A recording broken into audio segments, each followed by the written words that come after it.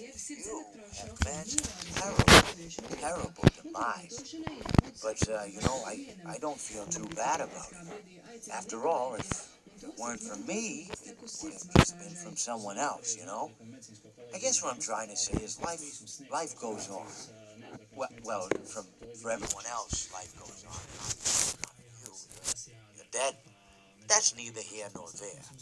It reminds me of one summer day in the park. I was having just a delightful picnic with my good friend Orville. And I said to him, Orville, I have a story. He said to me, what's the significance of the story? I said to him, Orville, not every story has to have significance. Sometimes a story is just a story.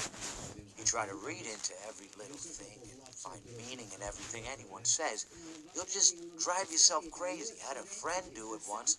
Wasn't pretty. We talked about it for years. And not only that, but you'll likely end up believing something you shouldn't believe, thinking something you shouldn't think, or assuming something you shouldn't assume.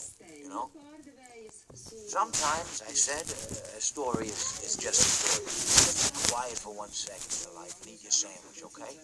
Of course, it was only then I realized I made sandwiches. Poor Orville was having such difficulty eating it. Elephants have those clumsy hands. Actually, I suppose that's the problem. They don't have hands at all, do they? They're all feet.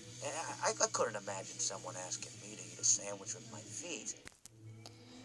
Now, if I recall correctly, there was a bakery nearby.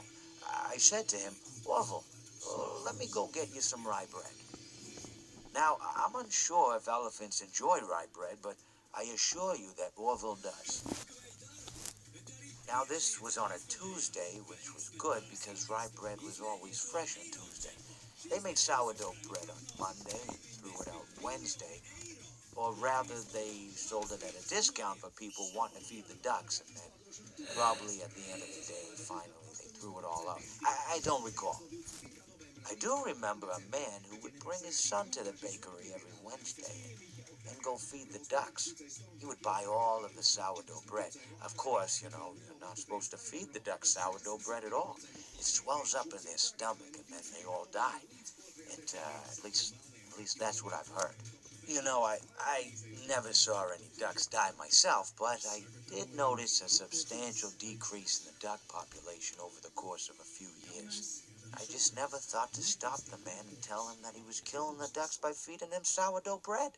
And if you want my opinion on the matter, and I told Orville this as well, if you want to feed ducks, or birds, or any kind for that matter, it's best to buy seed. I mean, when you think about it, breads of any sort don't occur in nature. They don't grow on trees or spring up from the bushes. I don't think birds know what to do with bread. What was I saying? Oh, yes. So I bought Orville some rye bread. What a fine day it was. Well, it seems that your journey has ended. Very sorry about that. It was always going to end this way, of course. If it weren't by me, it would have just been by some other, terrible thing. Just, you could not imagine how terrible it would be. Just, I get scared thinking about it. Glad it's not me. Reminds me of a time I was speaking to my good friend Orville. We were sitting on a park bench watching the pigeons. I was on the left, he was on the... Was I on the right or left? Anyways, it doesn't matter. We were sitting on there watching the pigeons. I said to Orville, friend, those birds are frozen. And he kind of looked at me like I'd lost my mind.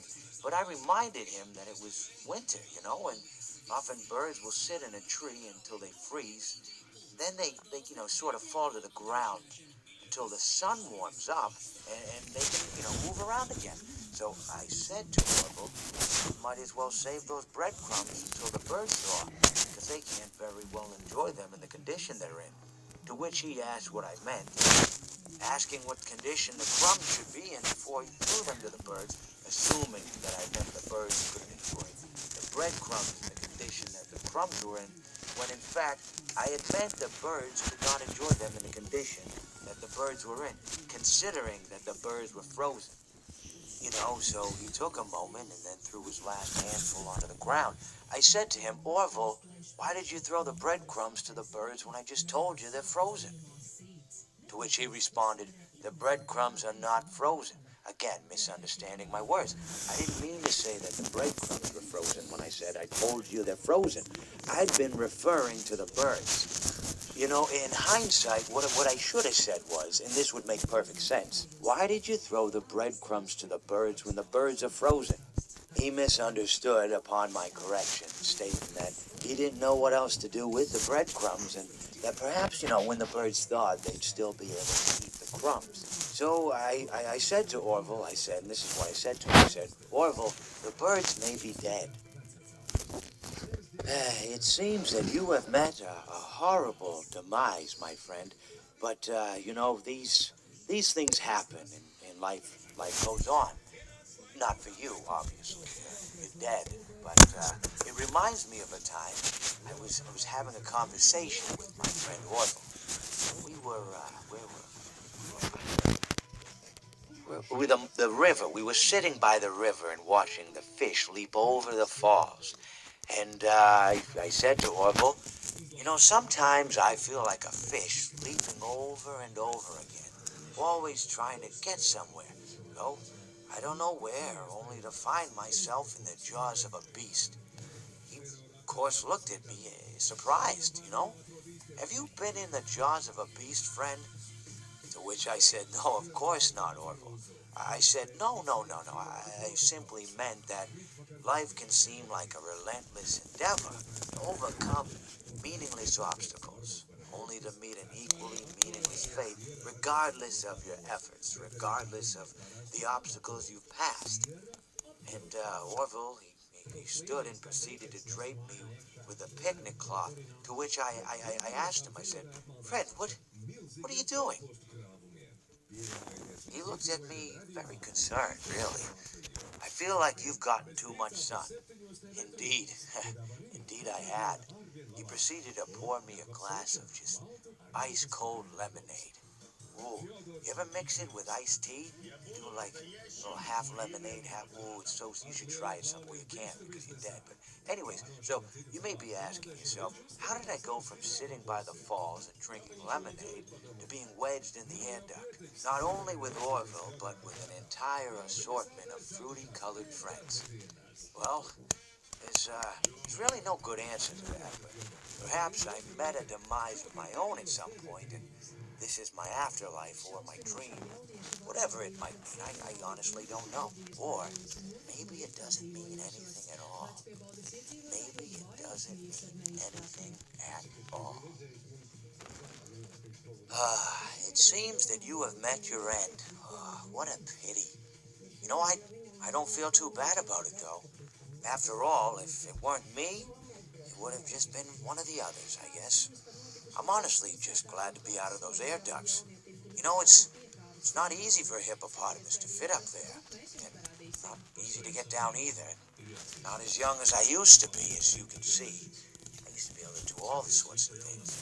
You're young, you're vibrant, you have that sort of pep in your step. It reminds me of a conversation I was having with one of my good friends, Orville.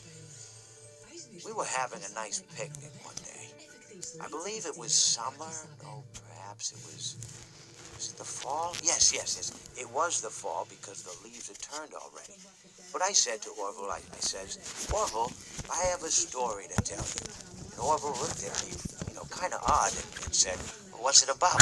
I said to him, not every story has to be about something, Orville. Sometimes a person just wants to talk. Why does everything have to be a story? I said to him. He just looked at me and he said, well, you said you had a story. He was quite right. I did, in fact. I told him I had a story. I suppose if a person just wants to talk, then it's best to not announce that you're telling a story. Telling a story does come with its own pressures and expectations, I suppose. After all, if you're just talking to a friend, no more expectations than if you were talking into the wind. Words by themselves aren't expected to carry, aren't expected to stick.